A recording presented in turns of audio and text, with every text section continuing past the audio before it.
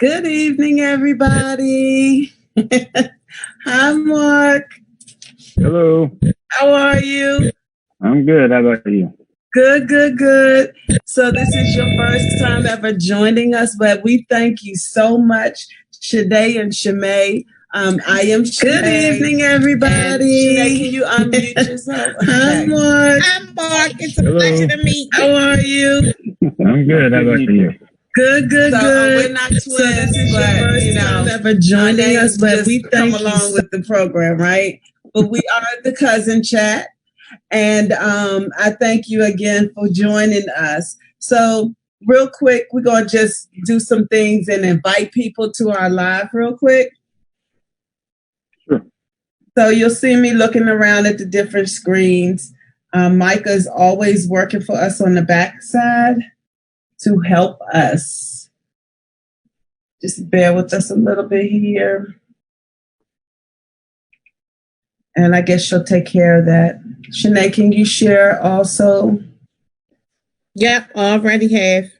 Okay. I don't see it on my side just yet, but I know that she can handle that for me. So, Mark, just to bring you up to speed, Shanae and I have been really pushing the don't get ready, be ready, right? That's been our theme for 2020. And we've been talking about things from credit repair to home ownership, all about the roadmap to home ownership. And we're also getting into working with buyers and sellers as well. And so as we've come along this journey, we've had some questions that come in from our viewers. We've also had questions with people we just encounter every day. And so we wanted to have you on here to be able to discuss some things this evening. So you'll get to do that in just a moment with us, okay? All right. Sounds good. Okay. Shanae, you have any greetings this evening? Unmute Shanae. You're muted, Shanae. Let me see. She doesn't know that she's muted. So I'll just go ahead. Shanae, cousin. Or is she frozen? I don't know. Maybe she's frozen in this thing. At any rate, so we'll just go ahead and get started. Thank you all for viewing. If you have any questions while we're on here, please definitely ask us anything. We will answer your questions live. If you do not get your question answered tonight, we will make sure to get back with Mark to have your question answered or have them give you a call. We'll also take the opportunity to address any other questions that you may have that's outside of this topic tonight. So thank you for joining us, April Neal, and we'll just, highlight some more people as we go through later on. So, Mark, my very first deal was with Alan, right? I'm a new realtor, and my very first deal was a short sale. And you survived. I did survive, and it took a while before we closed. In fact, because the seller was going through so many things, it was probably my longest transaction also. She was going through some hardships. She hadn't paid her mortgage in 4 years, hadn't paid the homeowner fees, other fees. She had only paid the utilities on the property, or some of the utilities, right? Mm-hmm. And so I want to talk about short sales because I have both buyers and sellers. Buyers ask about purchasing short sales, and then we have sellers that sometimes have to do a short sale. So can you please tell us, so that they'll have a better understanding, please explain what is a short sale and why a seller may need to do a short sale? Well, a short sale is when you, let's say you owe $100,000 on your mortgage. The home, though, because of the market, is only worth $60,000. Mm-hmm. So you can't just go out and sell your home and tell the bank, sorry, you only got 60, and the bank just goes ahead and takes it and allows you to get out of that loan. What you have to do is you have to go to the bank and say, my home is only worth $60,000. I can't keep paying the home for various reasons. It could be because of financial hardship. It could be because you have to move.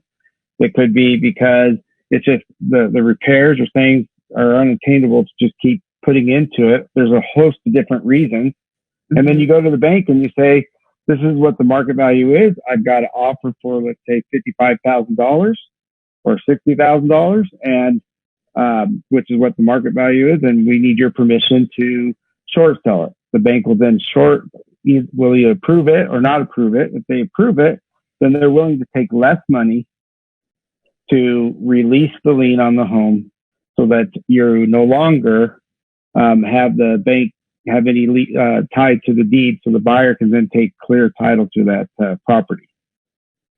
So does a seller need to get approved to do a short sale? Yes. So there's a two-part process in almost every single bank you deal with. The first part process is you have to go through loss mitigation to do some sort of a workout program.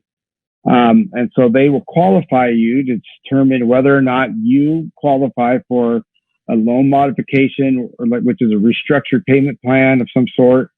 They'll offer you sometimes a deed in lieu, which is a voluntary foreclosure, where you just sign it over to them and the home is theirs. Or they'll say you don't qualify for anything, and then you have the option. So when you go through the loss mitigation department, whether they offer you something or they don't offer you something, you can tell them, I want to do a short sale. But they have to do their fiduciary responsibility and work through the loss mitigation to offer you something or to not say you don't qualify for that. Then you're qualified and have approval to then work towards doing a short sale. So you do have to get qualified first to be able to do a short sale. And then you work through the process of whether or not they'll accept it and allow you to go ahead and sell the home and take less money. So let's just say that.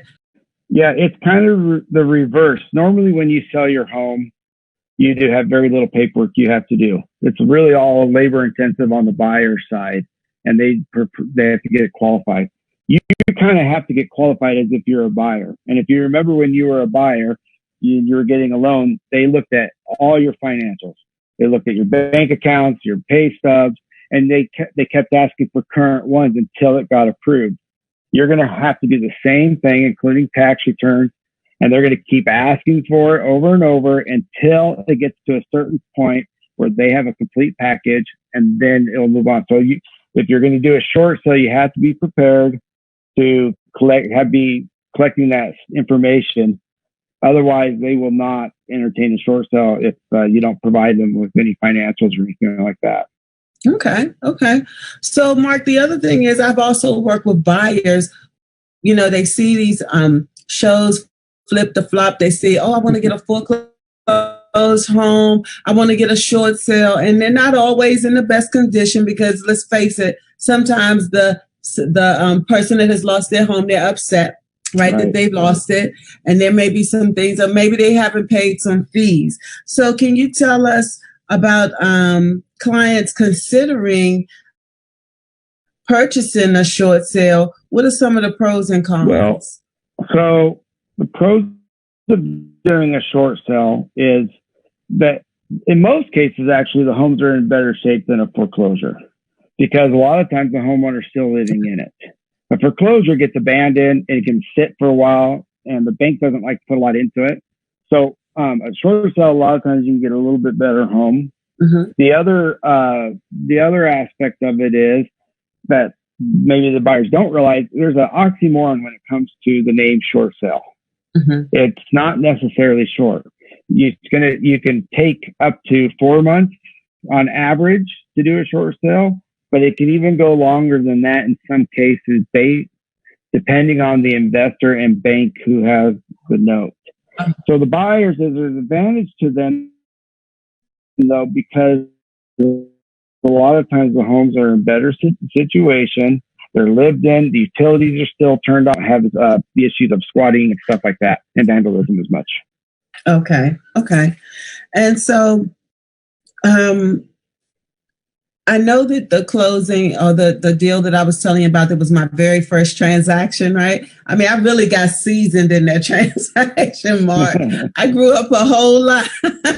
But the owner had not paid the mortgage, the waterfront footage fee, the HOA fees, and even by the time we went to closing, she had stopped paying the utility. Right. And the person that purchased it really kind of got some of those fees. Can you talk about that? Yeah. So it's a lot of times, and I guess if you just indulge me for a minute to kind of explain my background here. And I understand exactly what homeowners they're going through. In 2008, I was living in Vegas, and that was the first Vegas, Florida, California, and to Arizona. Those were the ones that got hit first and bad. And I had a business, and we were leveraged to the hilt, just like everybody was, using all sorts of loans to get things going and stuff. And I found myself to where my home was underwater, worth less, and I had to sell. And I was trying to sell, and I couldn't. The bank was going out of business. They wouldn't deal with me. I didn't know what I was doing, and it got foreclosed on me. And it got me to where I decided that I didn't want other people to have to go through that mess and not know what they were doing. And in a lot of cases, realtors, unlike yourself, who are put yourself out there, some realtors will dab into it here and there, but they don't understand it either, and they're not always the best advocates.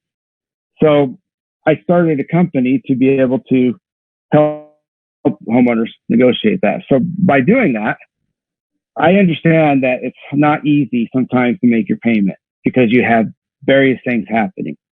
So, and it's easy when you're not making one payment to not make another payment and another payment. But what happens is when you have an HOA, for instance, the HOA comes after you just like any other creditor does. They want their money. You have a contract agreement with them that as long as you own that home, that you will pay X amount of dollars. And it just piles up. And the HOA actually has a right to be paid, and they are tied to the title. They have, so in order to sell the home, your HOA has to be paid up, or has to be agreed upon at least for a certain amount that they will take, or else you can't finish the transaction. And what happens with a lot of sellers is they don't realize that, and realtors, unlike yourself, they don't tell them that. Right. They don't ask these questions like that. And so you find out at the very end, we're about to close. We've gone through this 4-month process of getting the short sale approved. And then there's a bill for, $1,000 or $1,500 and higher in other cases. And then everyone's looking around, putting their hands in their pocket, trying to see where they can come up with the money, Right. And the same with the water bill. The water bill has to be paid. You can't close if you still have a balance on your water bill. And so it's important that you do at least the minimal payments on those things. Whether you pay your mortgage or not, that's a bigger payment. But if at all possibility, you pay your HOA. And then if for some reason you are financially so strapped that you can't do it, that's okay. We understand. But then let us know up front, and we'll try to work something out ahead of time with these institutions to see what we can do. Or you can find a buyer that may be willing to pay the arrears for them. And that's what her spouse had passed, her husband had passed. And, of course, that was no life insurance was in place. Wow. They thought military burial would pay for everything, and it didn't. And here's this lady at 80 years old trying to find another home with an income of $900 a month. And she could not afford to pay anything else. However, we were able to get her to closing, and the buyers did pick up those fees. And at least she didn't walk away with any funds. However, she was able to walk away without having that debt over her in her latter part of her life to worry about. That's a big thing, because when I finally went through all that and I no longer had that burden on me. Yes. That's a huge release. Yeah. And the only thing I had to worry about was, because I was foreclosed on, I was worried whether or not they were still going to try to come after me for the money and things like that. And that's what I was going to ask you. Do they try and come after you for the difference? Let's say you owed $300,000, but they only paid, the house was upside down. They only paid off $235,000. Do they try and come to you for the rest of that money, or does it get written off? Well, legally, they could. They can come after you legally for the deficiency is what they call it. They have the deficiency, right to the deficiency. They have to sue you in order to do that. Most of the time, the banks don't go through with that. But what we do is we do everything on our end to negotiate that into the approval that they will waive it. And if they don't waive it, which is very rare, then we also, Alan that you mentioned, he's a CPA, and he won't do your taxes for you, but he'll advise you on basically what you might be able to use to still get it written off or forgiven. But most of the time they will waive it. Okay. That's really what we push for, and we're good at getting it that way. Okay. Well, we thank you for joining us. Can you tell us how people can get in touch with you? I know that I'll be working with you coming in the future, and I have some things that's coming around the pike. But, I just want to make sure that my buyers and my sellers are aware of what they're buying. And so can you tell us how to get in touch with you? Site, which is shortsaleservices.net. And there's information about what we do on there, and has our phone number and everything like that. If you're in the DC area, Alan, he's locally there, and he can help you out with anything you need. Because I see you still have sun peeking through there where you are. Yeah, I'm in Utah, so. Oh, lucky you. All right. Well, thank you so much for joining us, and I will be in touch for sure. Yes, thank you. Appreciate it. All right. Bye-bye. Okay, bye-bye. So, Janae. Hey, cousin. Hey, we kind of working a little bit backwards because we had some technical difficulties, but we just work them out and keep it moving. Keep it moving. That's what we do. So real quick, going back to doing some of our shout outs to Lavita Daniels, Sean Bodie, Keeber. Hi, Keeber. Keeber works with me at Sampson Properties, right? She has a beautiful family. Samuel Shellington, JT Slice, Andy Weaver, and Darrell Gates. You have it? I do. I would like to thank Pauline for joining us, Cottrell for joining us, John Queen, John Hampton for joining us. This name a few folks that have actually tuned in for this episode of Cousin Chat. Yes. And let's see, we also have Sharon Ray, Darren Long, and Type A, Nickens Johnson. I guess that's another cousin. We have such a big family, and it's always growing, right? So as our time moves on, we getting closer. This weekend, I really didn't do anything much. I just kind of rested. And as you hear my voice, Andrew was a little sick, and I told him, hey, look, if you are, you sick and everything, if you standing to my right, I need you to breathe to the left. To the left. Don't breathe on me. That's it. So I just kind of rested this weekend and getting myself back together. And how about you? This weekend, I actually did the same. I had the grains and everything. My sinuses started messing with me. So I took an antibiotic to kind of knock that out, because this coming Saturday and all the Saturdays that follow, we're going to be actually busy. We have a lot of things, exactly. And with this being the last month of the first quarter, I definitely want to go out with a bang. I want to go out strong. I'm working on some different things and merchandise that's coming around and available to folks and everything. And so I couldn't get sick. I have to man up and do what I need to do, so that I can be ready for this closing out the first quarter really, really strong. That's right. And you know what, Ricky Smiley said this. He said I think it was his father or his grandfather, may have been his grandfather, because he just lost his grandfather not long ago.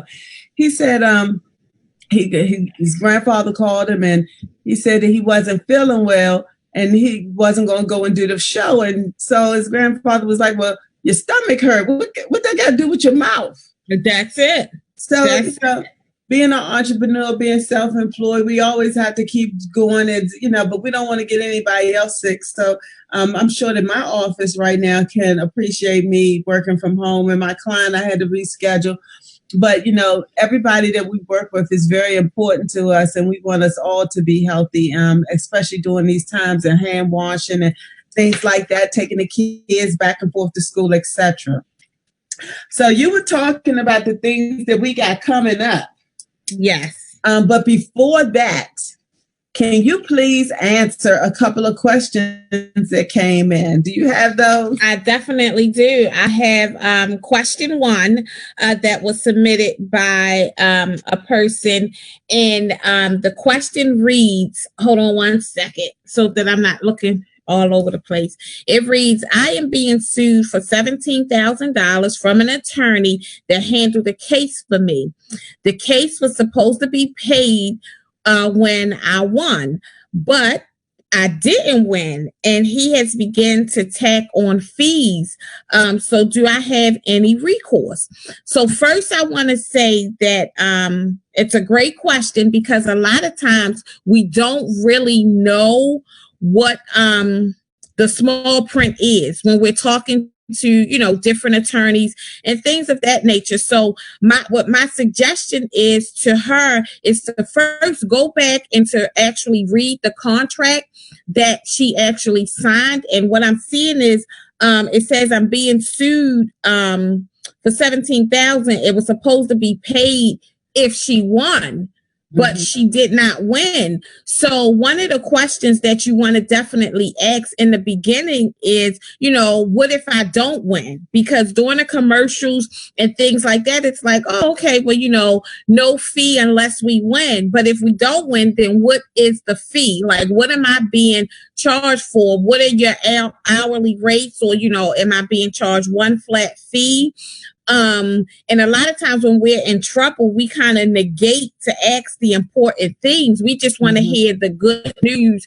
And we're not really focused on, the what if it goes left or anything like that. And you definitely, you want to take everything into consideration and everything. And he's tacked on fees and everything. And legally, he does have a right to sue you, because it's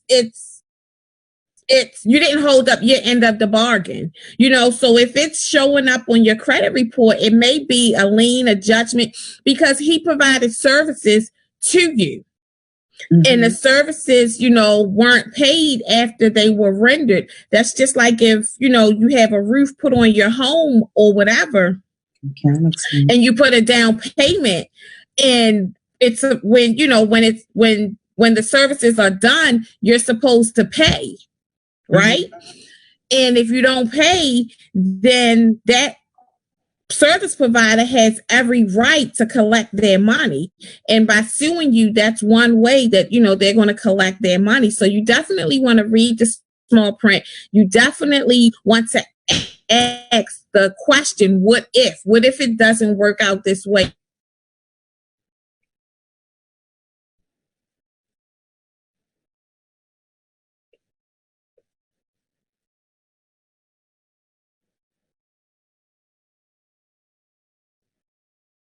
for her is to, seek another attorney, maybe, legal aid or public attorney, or just to ask, some questions like, how can I go about it? But, ultimately services were rendered. You now have a bill, and it is your obligation to fulfill payment. Okay. Thank you. You're welcome, ma'am. And we have another question. So this other question comes from a person, and they're asking about motor vehicle and tickets. So it says the tickets are not mine, but it is included in my credit report. How can I deal with this? So basically, what happens is the state of Maryland, because they said MVA, so I'm assuming that they're with Maryland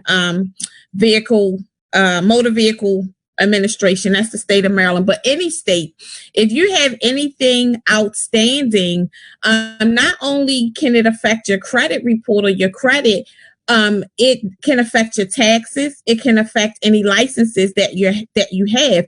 And what's going on now is that whenever you owe the state of Maryland, or whatever state that you owe,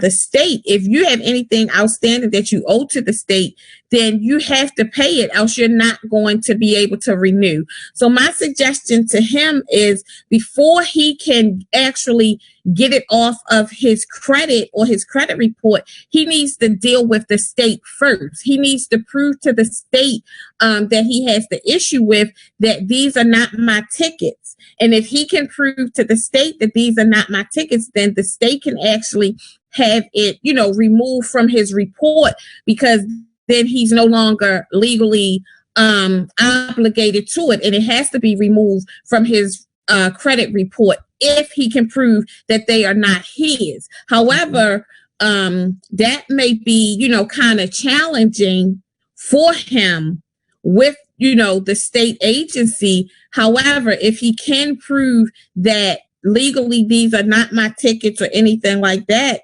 then he can have it removed from his credit report. Now, if it's his vehicle, if it's his license, his registration, and somebody else got the ticket while in his vehicle, then he is actually responsible. And what he needs to do is he needs to gather the information. The person who is driving is responsible to him. Oh, okay. But he is responsible to the state of Maryland. Okay. So what he needs to do is take it up with the person that was driving, or that, got the tickets. But ultimately, it is his responsibility if it was his vehicle. Okay. Even if he didn't get the actual movement violations or anything like that. So that's one thing. That's kind of like co-signing a loan for a person, because in lending out your car, if they have an accident or anything like that, it's your vehicle. You are ultimately responsible to the state agency. Okay. So you don't want to take it lightly who you lend your car to, just like you don't want to co-sign for any and everybody, because you're putting your name, your credit, everything on the line. Exactly. Okay. So you want to protect your credit, and you want to protect your name with everything that you have in you. So you heard it first. You heard it first. And we're getting y'all ready, because we don't want this stuff to keep coming up. I can remember going through some things as I was growing up, and I still go through things. We all go through things, but lending out your car is like co-signing. And so put your keys up.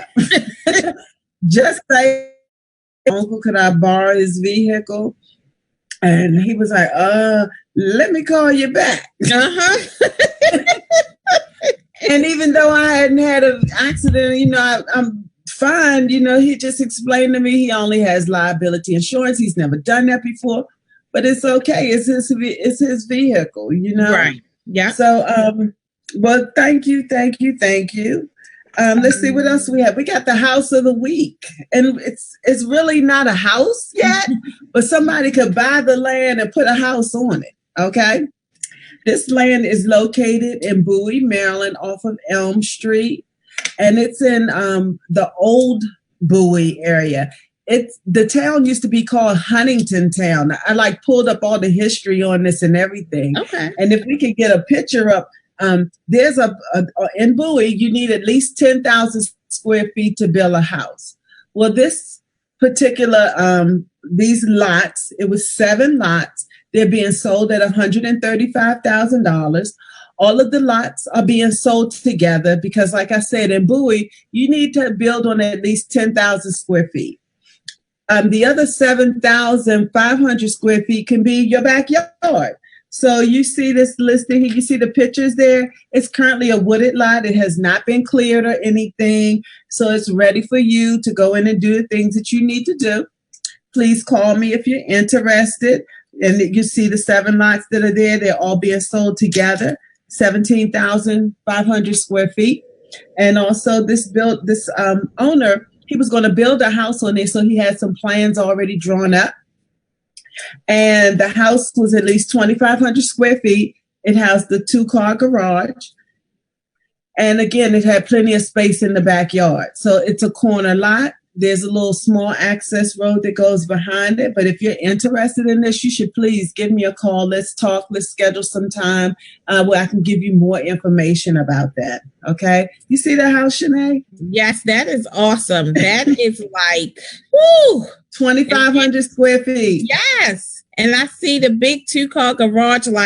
That's that's a somebody's dream. And then you still have so much space left over after you build your dream house. So yeah. And let's face it, finding a nice size 2-car garage is hard. You usually can fit a big SUV such as a Suburban sometimes, or it's so close to the wall. So, he had some plans that are there that they could take a look at. And if that's something that they're interested in building, they could take and mimic the same thing or come with your own dreams and build your home of your dream yourself. Okay.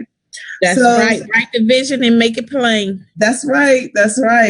So next we have our home buyer, seller, and also the event, and we will also be addressing people who may be facing foreclosure on March 21st at our Waldorf office, 10400 O'Donnell Place, Suite 200. That's going to be March 21st at 1 p.m. You don't want to miss it. We're going to talk about credit. We're going to talk about buying, selling, and if you may be facing foreclosure, maybe there's a way that you can save your home.